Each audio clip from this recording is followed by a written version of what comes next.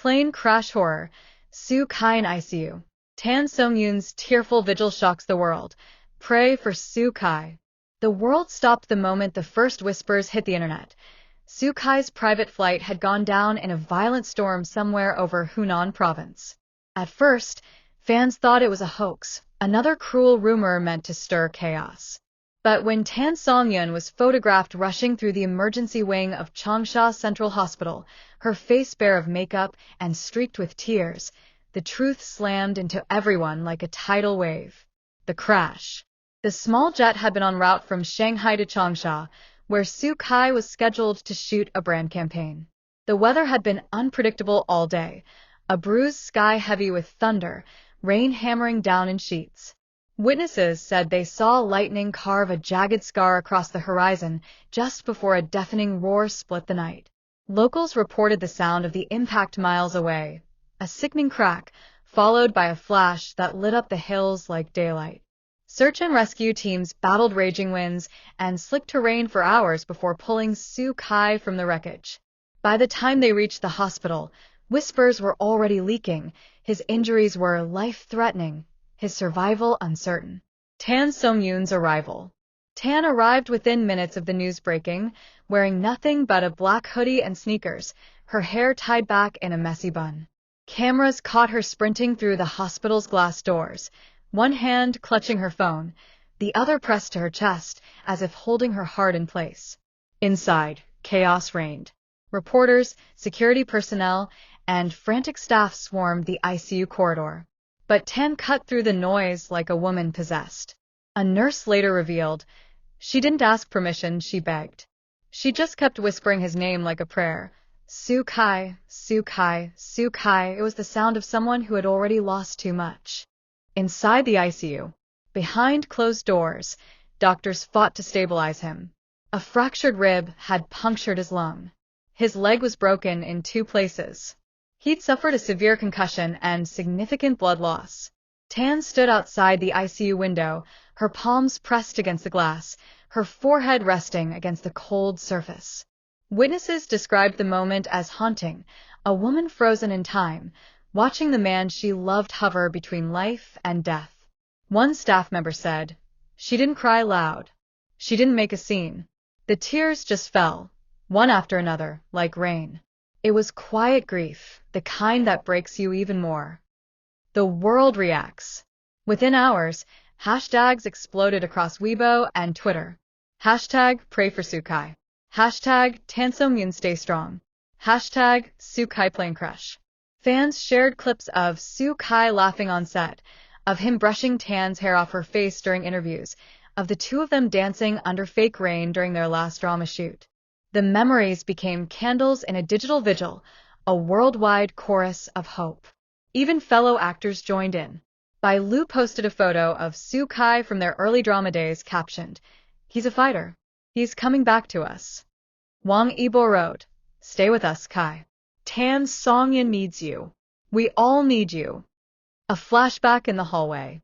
Hours blurred into a gray fog. Tan refused to leave her post. At one point, she collapsed onto a waiting bench, clutching her phone. On the screen was a photo of Sue Kai at the park, holding a small paper airplane he'd folded for her, a memory from last summer when Yu Menglong had teased them about acting like kids. Through the haze of exhaustion, Tan whispered, "You promised to take me flying. Not like this." The memory shattered her composure, but she quickly wiped her tears. Cameras outside had caught glimpses of her heartbreak, and though she didn't care about appearances tonight, she refused to let the world see her crumble completely. A prayer circle for Sue Kai. By midnight, fans had gathered outside the hospital gates holding candles, photos, and banners. Their soft singing of Sue Kai's OST from The Untamed floated through the night air like a lullaby, reaching Tan where she sat alone in the hallway. The hospital security initially tried to disperse them, but even the guards hesitated when they saw the sincerity of the vigil. Someone began handing out paper cranes, tiny origami symbols of hope, and before long, hundreds of them lined the fence, each with a message scrawled on its wings.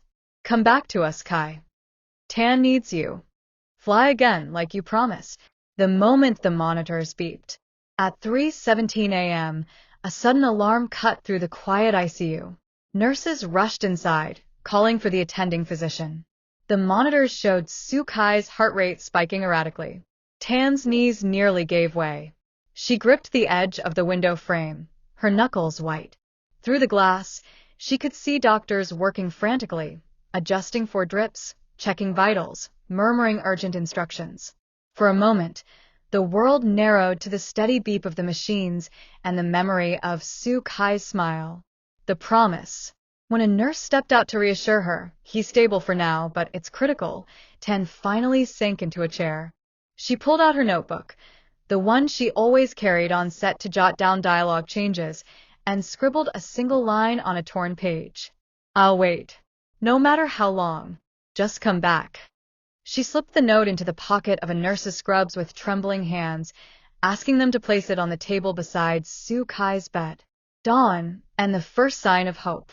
As dawn crept over Changsha, the hospital corridor glowed pale gold. The worst of the storm outside had passed, but the weight of uncertainty remained. Tan stood by the window, staring at the horizon. And then, barely perceptible at first, a flicker on the monitor changed. Sukai's vitals steadied, his breathing less labored. A nurse rushed out, her face softening. "He squeezed my hand," she whispered. The words hit Tan like sunlight breaking through storm clouds. Her knees buckled again, but this time from relief. She pressed her palms together, her tears finally spilling freely. The world holds its breath. News outlets across the globe picked up the update. Sukai shows first signs of improvement. Tan's Songyun seen breaking down in tears of relief. Social media erupted again, but now with cautious joy. Videos of the vigil outside the hospital flooded feeds, with captions like, "The power of love and prayers is real. Stay strong, Sukai. The world is waiting." The cliffhanger. But doctors warned it was far from over. Internal bleeding remained a risk. The next 24 hours would determine everything. Tan refused to leave the hospital. She sat outside the ICU door, wrapped in a thin blanket a fan had handed her through the security fence. Every so often, she whispered to the closed door, "I'm right here, Kai. I'm not leaving."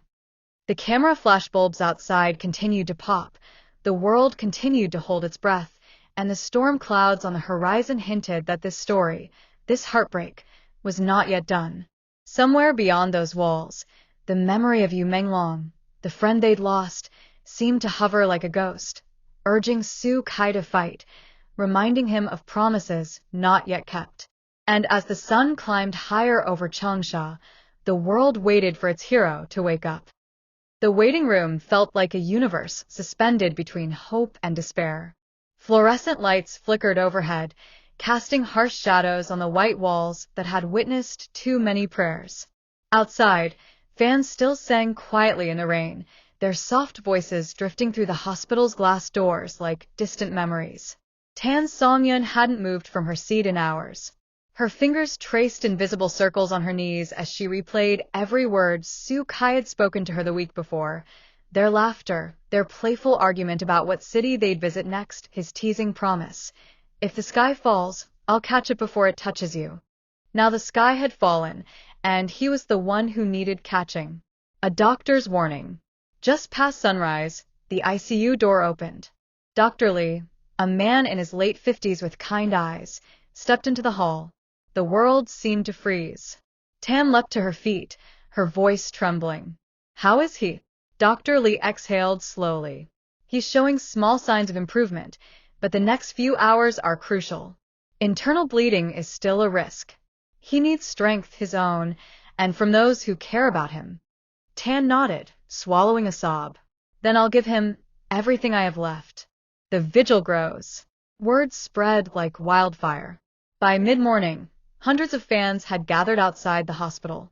Some had traveled through the night, carrying flowers, candles, and handmade posters. A young boy held up a cardboard sign that read, "Wake up, Kai. The world is waiting." The vigil wasn't just for a celebrity.